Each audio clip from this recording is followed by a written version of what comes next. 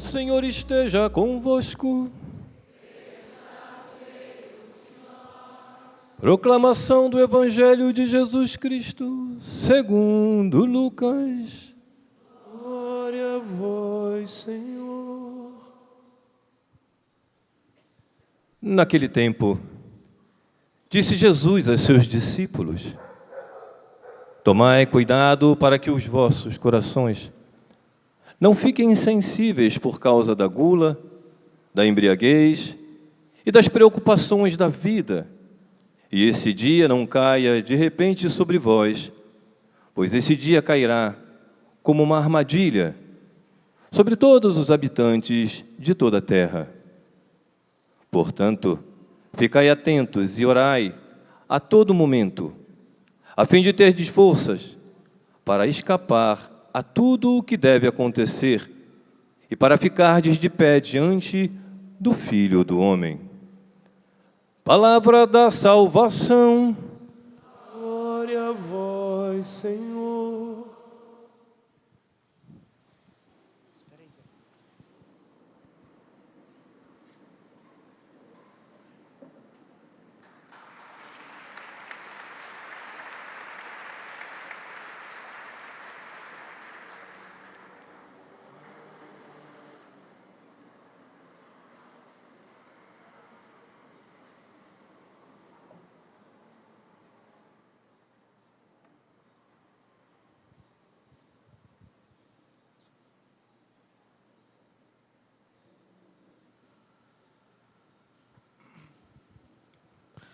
Uma saudação particular a Monsenhor Jonas Abib, que celebra nesta Eucaristia.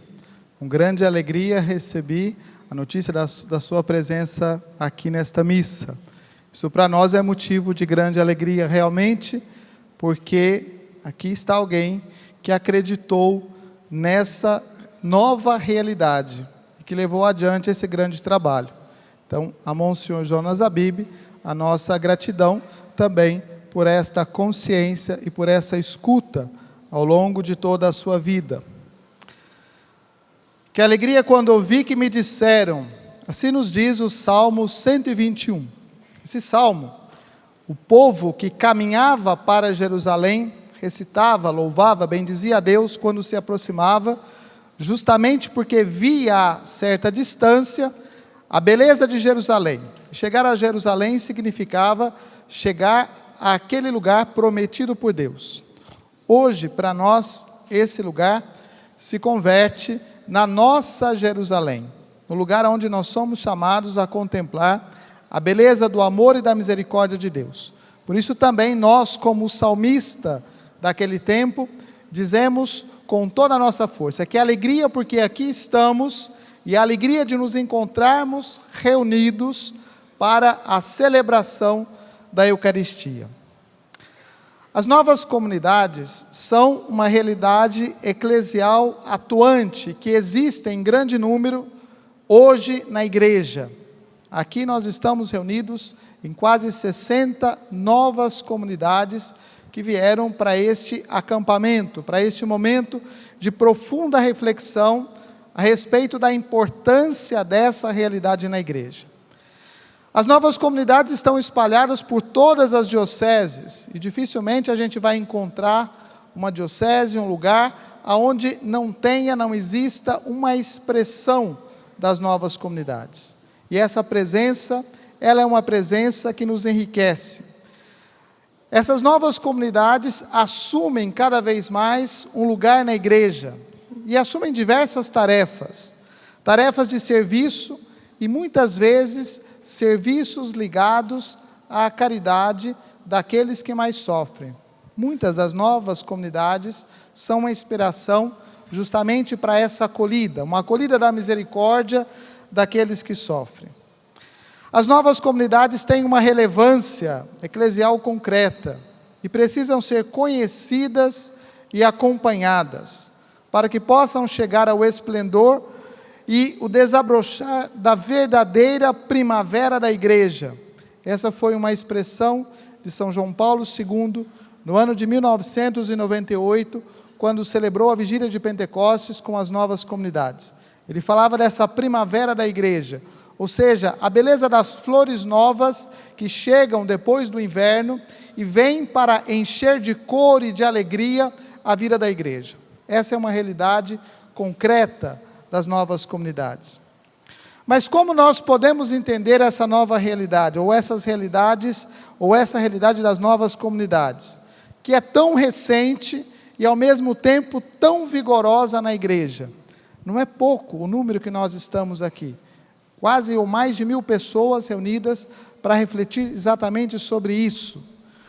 O caminho da compreensão exige a consideração de 2 pontos fundamentais: a ação do Espírito Santo e a igreja. Sem o Espírito Santo e sem a igreja, nós não podemos compreender o que são as novas comunidades. Para mostrar ou para ilustrar esse caminho, para nos ajudar a aprofundar esse conhecimento, nós podemos lançar a mão de 2 teorias, porque às vezes quando nós usamos as imagens, quando nós usamos expressões, isso nos ajuda a aprofundar o sentido daquilo que nós queremos expressar. Nós podemos usar 2 teorias do mundo da ciência, do mundo das ciências biológicas, que é a teoria da geração espontânea e a teoria da evolução das espécies. 2 teorias que se aprende na escola, que nos ajudam a compreender a origem da vida. Essa é a tentativa que nós fazemos. A primeira, a teoria da geração espontânea, nasceu há muitos séculos atrás, ainda com os filósofos gregos, 6, 7 anos antes de Cristo, 6, 7 séculos antes de Cristo. São teorias antigas, mas eram as primeiras tentativas do homem de explicar a origem da vida. Foi acreditada essa teoria até meados do século 17. E a tentativa era dizer o seguinte: que algumas espécies de animais, algumas espécies de insetos, nasciam da combinação de 2 elementos biológicos ou não, mas que quando se combinavam esses elementos, então ali se produzia um novo ser. Era a tentativa humana de explicar a origem da vida. As novas comunidades, elas não nascem por uma geração espontânea. Não é a simples combinação de 2 coisas. Uma comunidade não nasce porque 1, 2, 3 pessoas se ajuntaram e disseram que agora formam uma comunidade. Uma comunidade não nasce da vontade de alguém. Eu quero formar uma nova comunidade, ou eu quero formar uma comunidade. Uma comunidade não nasce disso. Uma nova comunidade não nasce da decisão de um fundador. Nós não podemos olhar para os fundadores, né? Quantos fundadores tem aqui? Levanta a mão para a gente ver. Tem vários fundadores. Uma nova comunidade não nasceu da decisão de vocês, porque agora nós queremos fazer isso, porque agora nós queremos criar alguma coisa nova, porque agora nós queremos mostrar alguma coisa, e por isso nós tomamos essa decisão. Uma nova comunidade não nasce da divisão de um grupo. Isso acontece em outros lugares, mas não pode acontecer no nosso meio. Não é porque alguém não está de acordo com o outro, que se separam, dividem aquelas pessoas que caminham ali e começam uma nova estrutura, uma nova comunidade. Não é esse o fundamento. Uma nova comunidade não é fruto dessa geração espontânea, de acontecimentos furtivos, não é fruto do acaso, não é fruto de vontades humanas. Uma nova comunidade nasce da ação do Espírito Santo. É o Espírito Santo que desperta nos corações o desejo de servir a Deus de uma maneira particular. E exatamente porque é o Espírito Santo que desperta isso, que ele toma a iniciativa de atrair outras pessoas, de ajuntar essas pessoas para que em torno de uma realidade comum, de um objetivo comum, possam desenvolver a sua missão.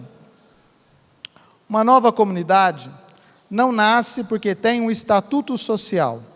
Nós registramos o nosso estatuto e agora nós somos uma nova comunidade. Isso pode criar uma ONG. E o Papa Francisco já nos dizia que a igreja não é uma ONG. Ela não é uma organização governamental bem estruturada. Ela não serve a esses propósitos. Até porque uma ONG, ela pode ter motivos e necessidades lícitas, mas também pode ser ilícita. E uma nova comunidade não é isso. Ela nasce dessa provocação do Espírito Santo. É o Espírito que toma a iniciativa, é o Espírito que convida, é o Espírito que desperta. E o fundador é aquele que se sentiu em primeiro lugar impulsionado por esse Espírito. Ele se sentiu despertado pelo Espírito. E por causa desse despertar, ele se coloca a caminho. O fundador é aquele que sentiu em primeiro lugar o apelo do Espírito Santo. E pela sua sensibilidade, ele deu esse primeiro passo nessa direção. Uma nova comunidade nasce dessa inspiração.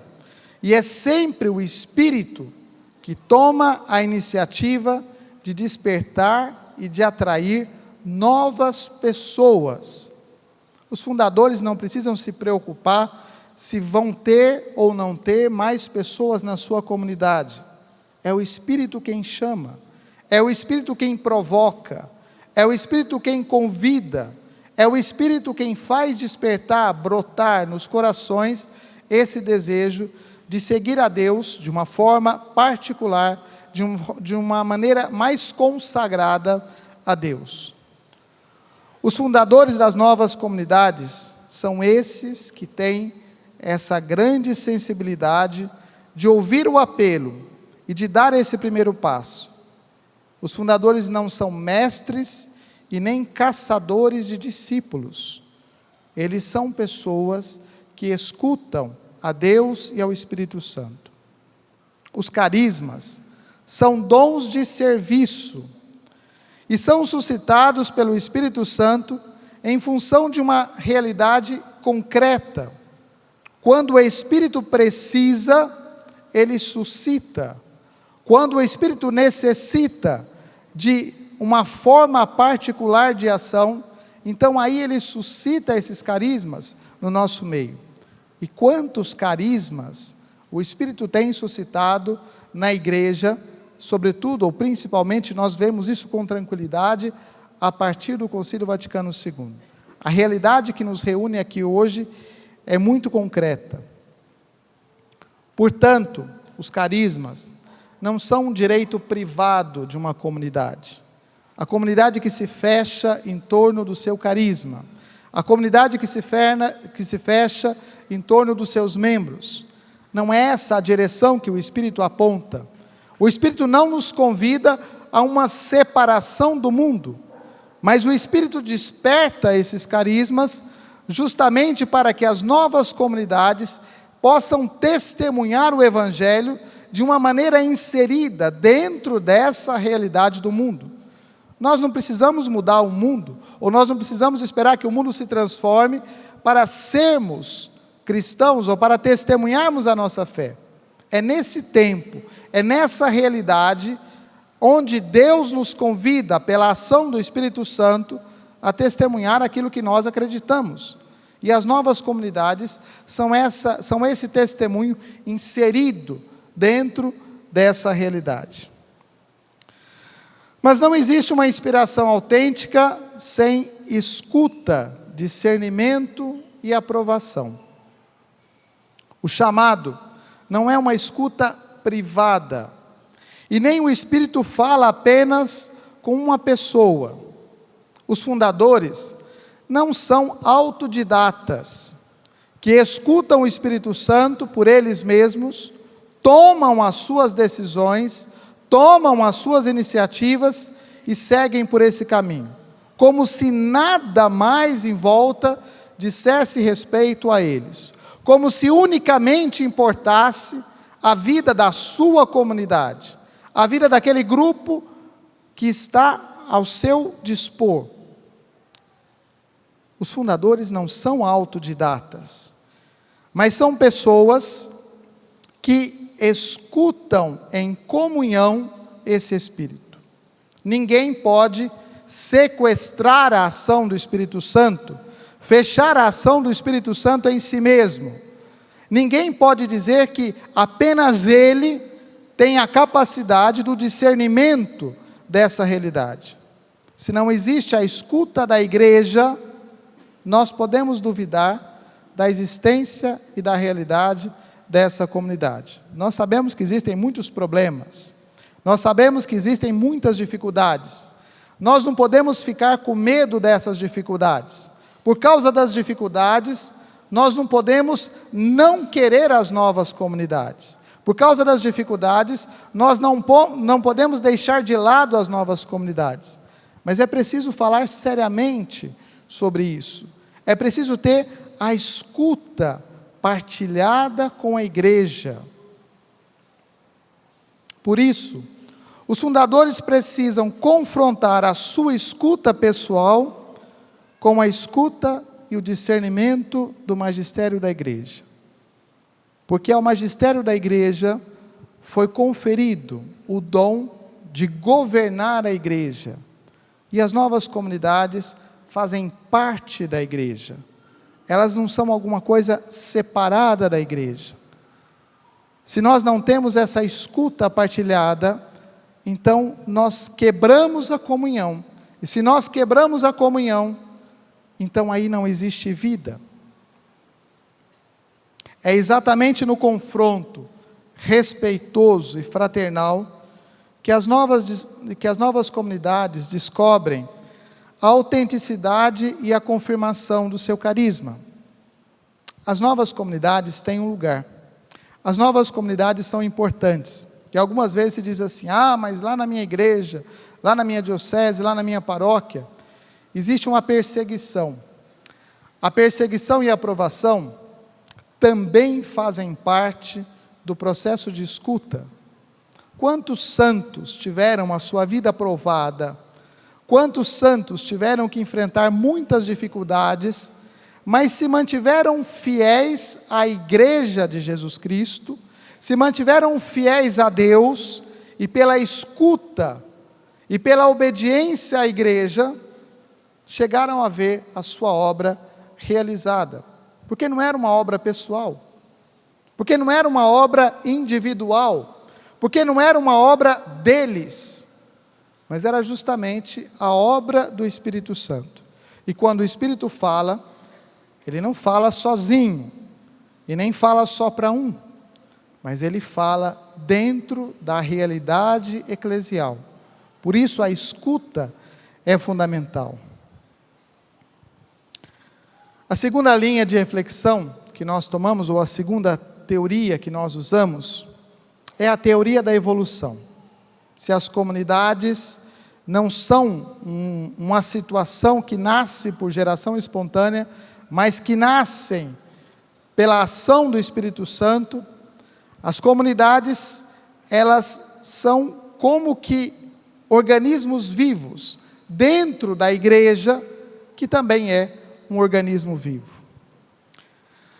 Essa teoria da evolução, ela foi pensada por um naturalista chamado Charles Darwin, mais ou menos no século XVIII, a partir do século XVIII, e ela tem um pensamento assim, que os seres vivos, eles têm uma origem comum, e essa origem comum, ela vai sofrendo modificações à medida que esses outros seres se adaptam a determinadas realidades. Quando existe uma necessidade, então um ser vivo se adapta àquela realidade, e por isso, nessa adaptação, ele vai sofrer modificações, e assim a vida continua. Então existe uma evolução da vida. Aqui nós não vamos entrar nas polêmicas que essas teorias, elas podem despertar em nós, mas apenas para pegar essa imagem de uma evolução da vida. A igreja, de certa forma, nós podemos comparar e dizer que ela é um ser vivo. E por que a igreja é um ser vivo? Porque a igreja não está parada no tempo. O Papa Francisco usou uma expressão, a igreja não é um monumento para museus. A igreja não é um museu, mas ela vai vivendo de acordo com a realidade e o tempo aonde ela está inserida. E as novas comunidades são um sinal disso. É um sinal de que o Espírito Santo continua agindo, atuando, chamando a conversão, continua atraindo pessoas para a vida da igreja. Quantas pessoas descobriram o caminho de Cristo, o caminho da igreja, porque encontraram uma nova comunidade?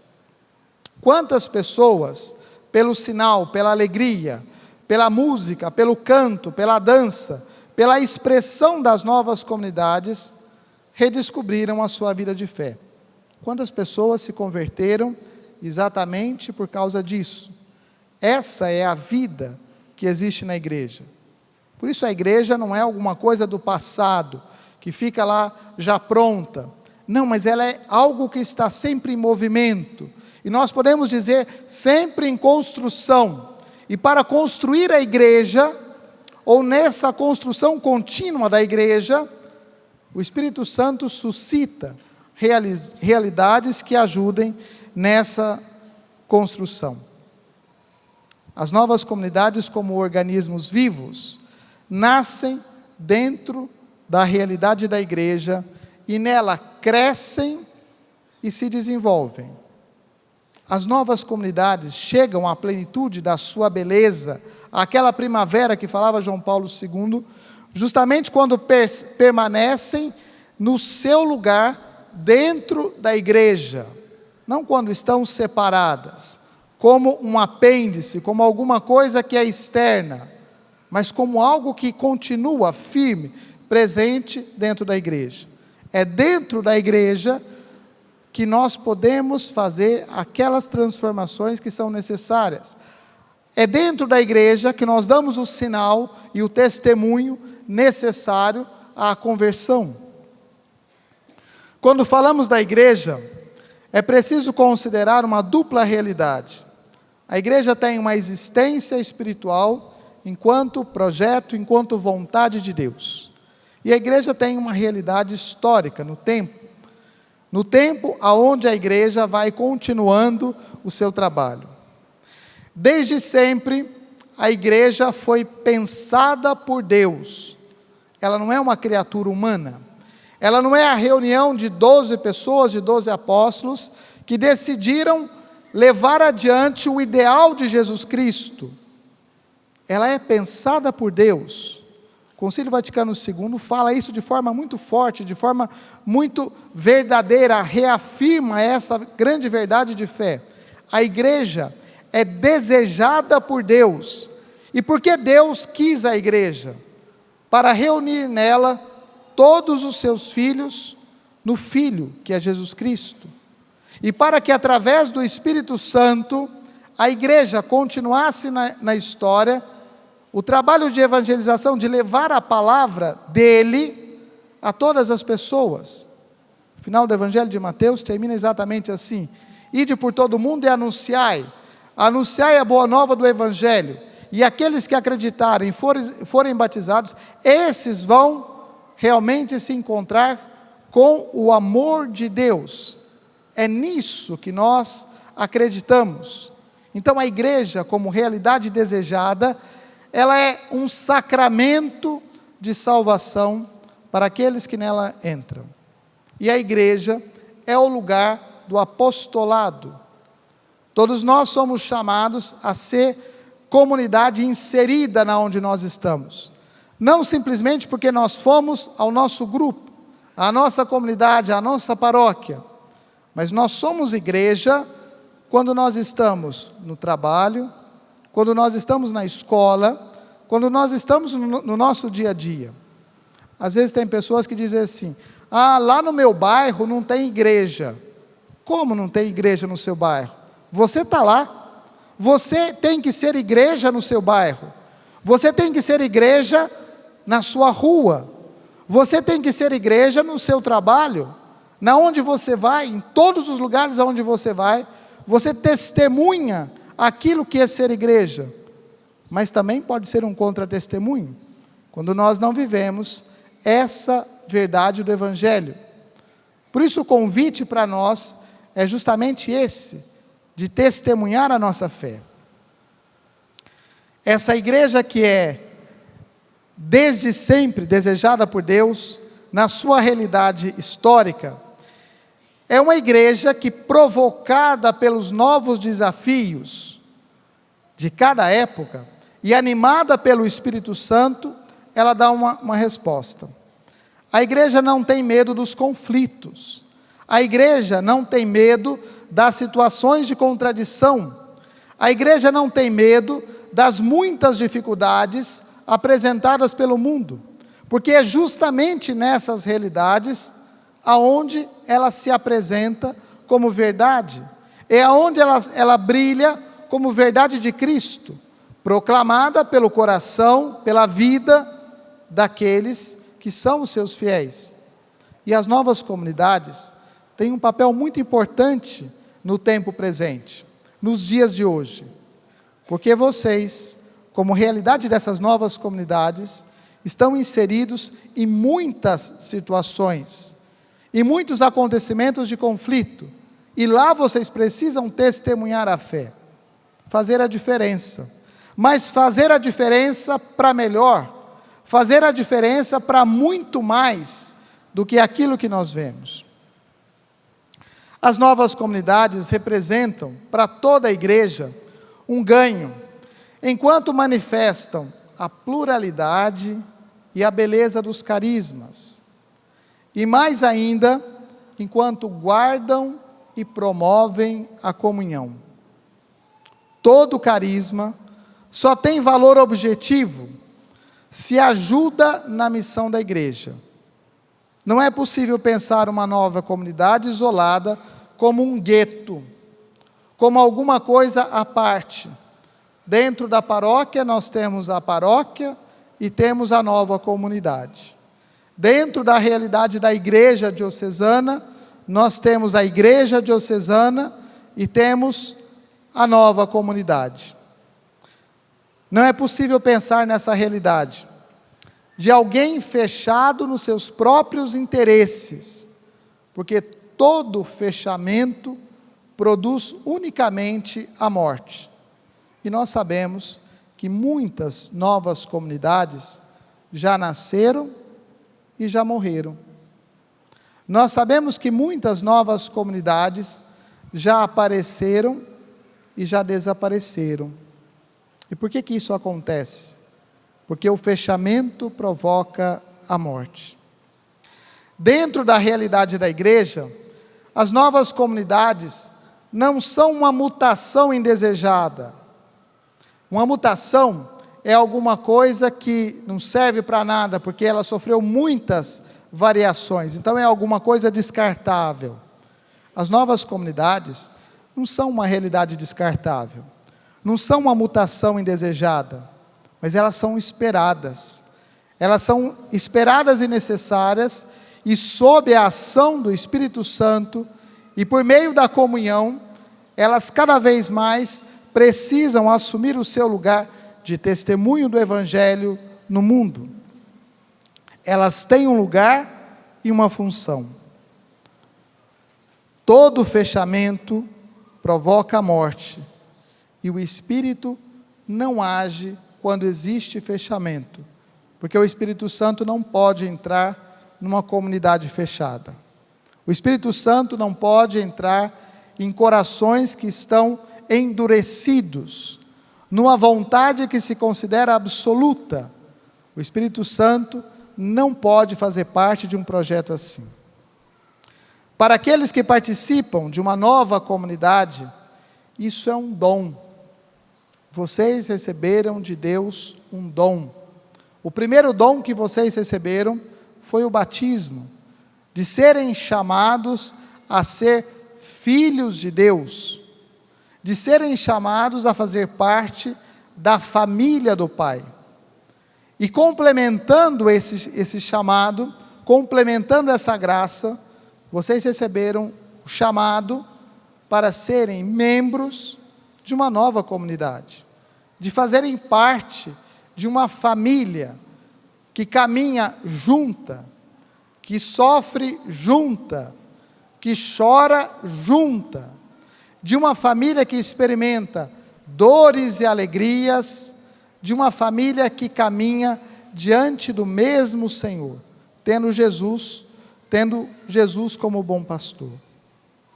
É um chamado a viver a radicalidade do seu batismo. O chamado para estar numa nova comunidade não é para fazer parte de um grupo que tem uma camiseta bonita, especial, ou que usa uma cruz diferenciada, ou que tem algum sinal, um distintivo que o separa do mundo. Não é isso. Mas é justamente para viver a radicalidade do dom primeiro, que é o batismo. Essa é a novidade das novas comunidades. Essa é a beleza das novas comunidades. Viver a radicalidade do seu batismo de uma forma inserida dentro do mundo, ou nas realidades do mundo. Na igreja, somente a comunhão sustenta a vida eclesial.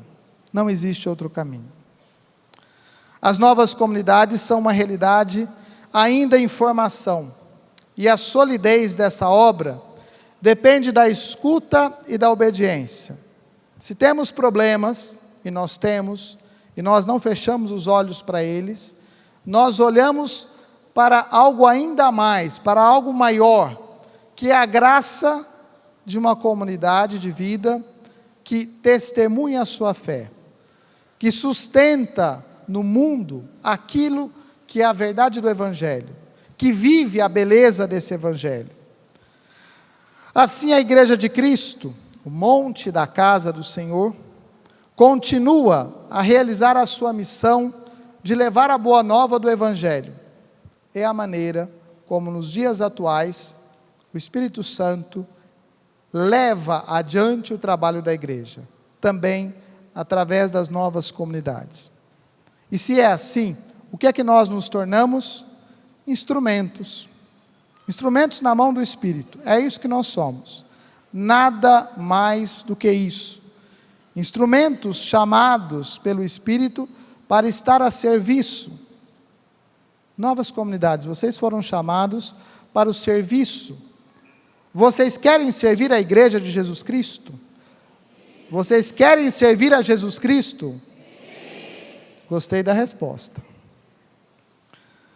Novas comunidades, escutem o Espírito Santo, permaneçam na obediência da igreja, e assim, somente assim, vocês serão instrumentos da nova evangelização. Louvado seja nosso Senhor Jesus Cristo.